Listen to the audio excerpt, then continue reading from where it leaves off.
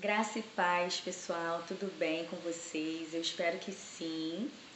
Para quem não me conhece, meu nome é Daniele, eu sou pastora, sou terapeuta com abordagem cristã, estudo psicanálise pela Sobrace, sou casada com o pastor Henrique, tenho 4 filhos, congrego também na Igreja Mananciais de Águas Vivas, faço parte do projeto NOA. E eu vou trazer um pouquinho para vocês essa semana sobre um assunto que tem sido muito falado, principalmente no pós-pandemia, que é o transtorno de ansiedade.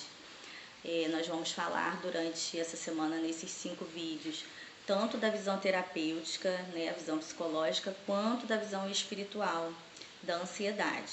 E no vídeo de hoje eu vou trazer para vocês o conceito da ansiedade, tanto psicológica quanto espiritual. E no decorrer da semana nós vamos falar sobre os tipos de ansiedade, o que ela causa no corpo, os sintomas, como diminuir esses sintomas. Então vamos lá. A ansiedade, o conceito da palavra ansiedade, ela vem do grego, que significa ansia, que é sufocar, e do latim ansia, que significa estreito. É uma palavra que designa a relação corporal a um sofrimento emocional que promove mudanças na organização da nossa rotina, da nossa vida em geral. A ansiedade que nós vamos falar aqui não é uma ansiedade por coisas, uma ansiedade se você vai viajar, vai passear, se você vai ganhar alguma coisa e você tem aquele sentimento de que chegue logo aquele dia para que você possa fazer algo de legal. A ansiedade que eu vou falar é a ansiedade que te atrapalha na sua rotina, te atrapalha de sair, te atrapalha de conquistar alguma coisa, porque ela paralisa você. A ansiedade, ela tem como raiz o medo. As pessoas falam que a ansiedade ela é um excesso de futuro. E a visão que nós temos da parte terapêutica da ansiedade é que ela é um excesso de futuro, lógico, você não vive o presente, você não vive esse momento aqui, você já está com a cabeça lá na frente, pensando se acontecer alguma coisa ruim, porque o ansioso ele tem pensamentos catastróficos, pensamentos que levam a medo, uma sensação ruim, de angústia, por isso que não é uma ansiedade boa, uma ansiedade que te ajuda. Nós seres humanos, nós temos essa sensação de medo, nós temos essa sensação de ansiedade, que é normal do nosso corpo. O medo, ele ajuda a gente a não atravessar uma avenida passando muitos carros sem olhar para os lados, para saber se não tem algum risco. Ele ajuda a gente a não colocar o dedo na tomada, por exemplo, porque a gente sabe que vai se machucar. O medo ele serve para nos ajudar no nosso dia a dia, ele evita que a gente sofra alguns tipos de acidente. Mas quando é um medo que te paralisa, que impede você de sair, de ter um momento de comunhão com seus amigos, com a sua família, aí já é um medo preocupante, que ele leva à ansiedade, e a ansiedade te leva a outras coisas piores, né? Como o transtorno de pânico, depressão, e aí nós vamos falar isso mais pra frente. O transtorno do medo, ele é um sentimento de inquietação geralmente generalizado e sem foco. É uma reação exagerada a uma situação que é apenas subjetiva ou ameaçadora. Como, por exemplo, como eu falei, né, a ansiedade, o ansioso ele fica com a mente lá no futuro, mas a ansiedade ela é um excesso de traumas vividos no passado.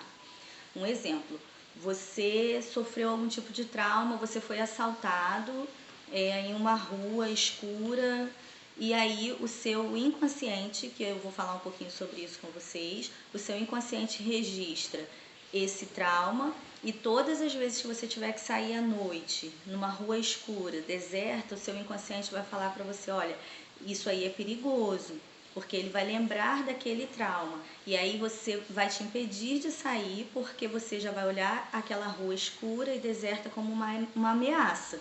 E é aí onde entra as crises de ansiedade. Para a gente entender um pouquinho, a nossa mente funciona assim, nós temos o consciente, o pré-consciente e o inconsciente. O consciente é o aqui e agora que nós estamos vivendo. Eu, pastora Dani, estou aqui gravando esse vídeo para vocês e agora vocês estão ouvindo, né, me vendo falar sobre a ansiedade. Esse é o consciente. O consciente é o hoje, é o que nós estamos fazendo hoje, ok? E aí nós temos o pré-consciente. O pré-consciente são memórias acessíveis, são memórias que a gente consegue acessar. Por exemplo, se eu perguntar para qualquer um de vocês o número do CPF, a maioria vai saber, agora vai vir o número na cabeça. O pré-consciente são memórias afetivas, às vezes você sente algum cheiro ou come alguma comida que vai te lembrar de alguém ou de algum momento que você viveu. Esse é o pré-consciente, são memórias que a gente consegue acessar. O pré-consciente é a menor parte que a nossa memória exerce, tá? E aí o consciente é agora, só pra gente não esquecer. O pré-consciente são as memórias que a gente consegue acessar. E aí nós temos o inconsciente. O inconsciente é a maior parte da nossa mente, das nossas memórias. E é no inconsciente que estão registrados os nossos traumas. E é também o inconsciente que rege a nossa vida. Não é o pré-consciente, que são as memórias, a maioria são memórias boas, tá? São memórias que a gente precisa ter. Não é o consciente que nós estamos vivendo agora, mas sim o inconsciente.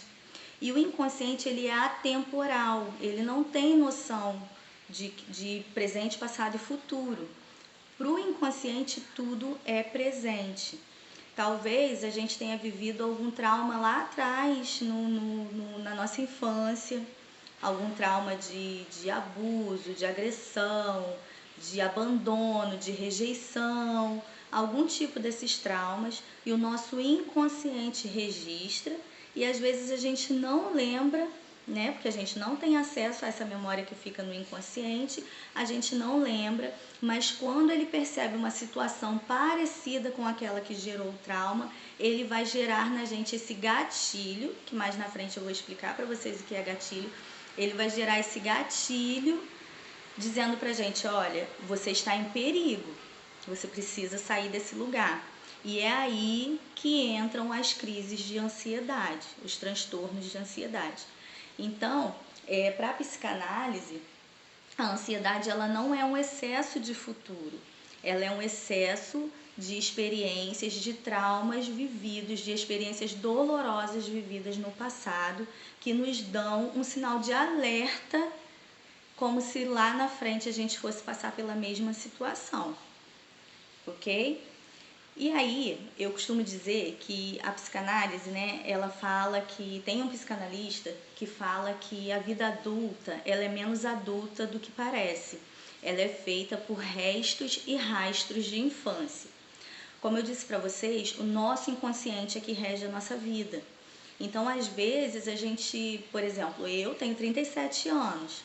Então, depois de estudar bastante, de muita ajuda na terapia, eu pude perceber que muitas reações minhas, né, porque eu fui diagnosticada em uma época, antes da pandemia um pouco, eu fui diagnosticada com transtorno de ansiedade generalizada, que é o TAG.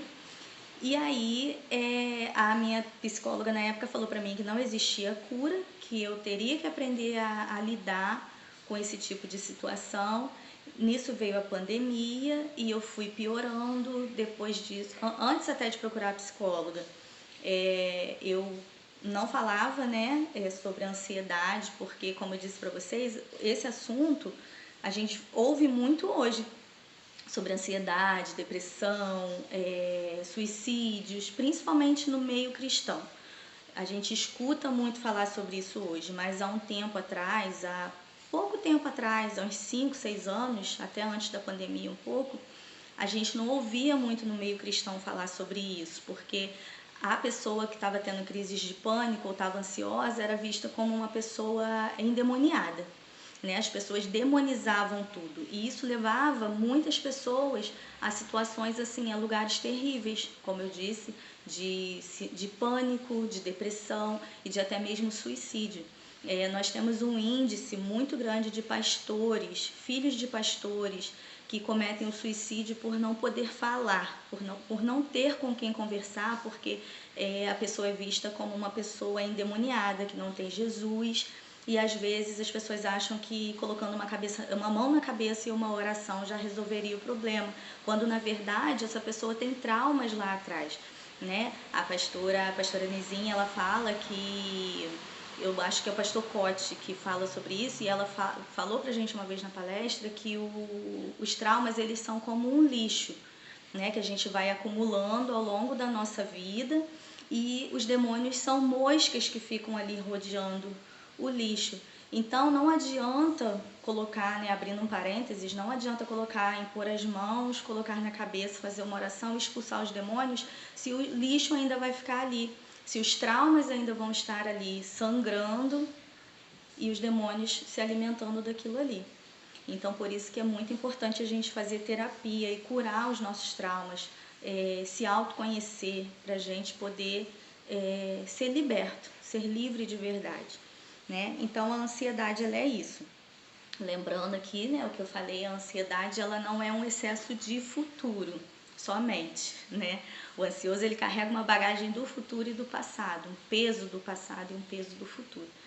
E esse peso dos traumas do passado a gente só consegue resolver com Jesus, claro, com muita ajuda do nosso amigo Espírito Santo, mas também com terapia, tá bom?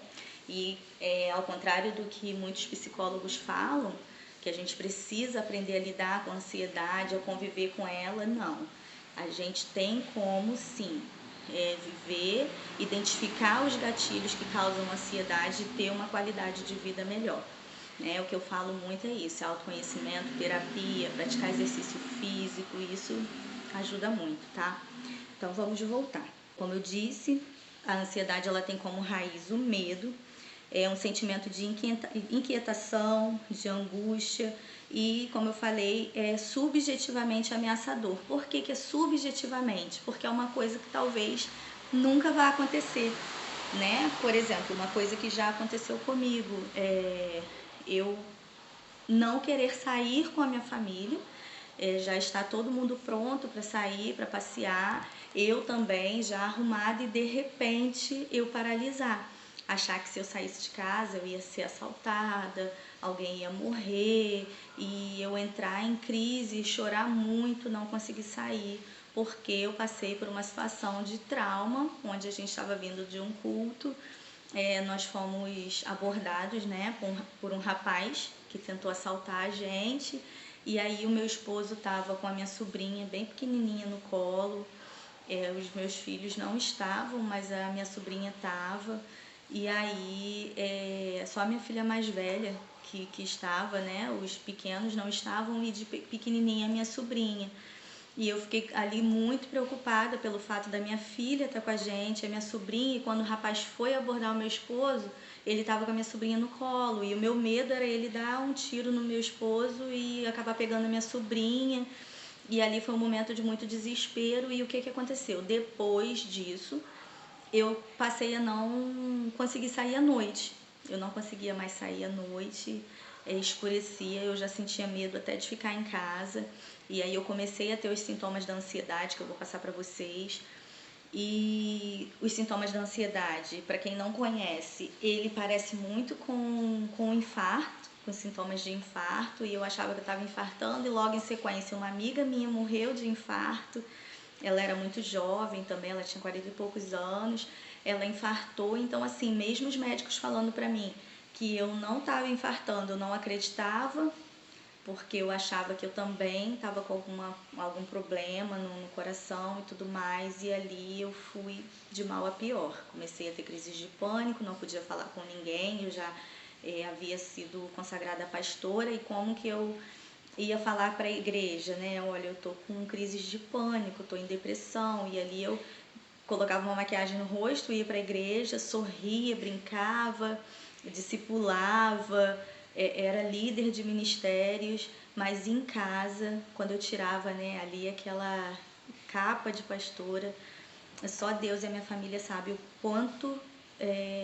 quão grande era o meu sofrimento, até eu conseguir falar para alguém e procurar ajuda. Eu falo muito, quando eu vou falar sobre ansiedade, eu falo muito sobre Elias, né? A gente vai pegar como base bíblica para esses 5 vídeos, a gente vai falar sobre Elias. Em Reis, 1 Reis 19, fala sobre... 1 Reis 19, tá? Quem quiser abrir. Fala sobre o gatilho que Elias teve de medo, né? Porque Elias, ele foi lá, fez grandes coisas, né, em nome de Deus.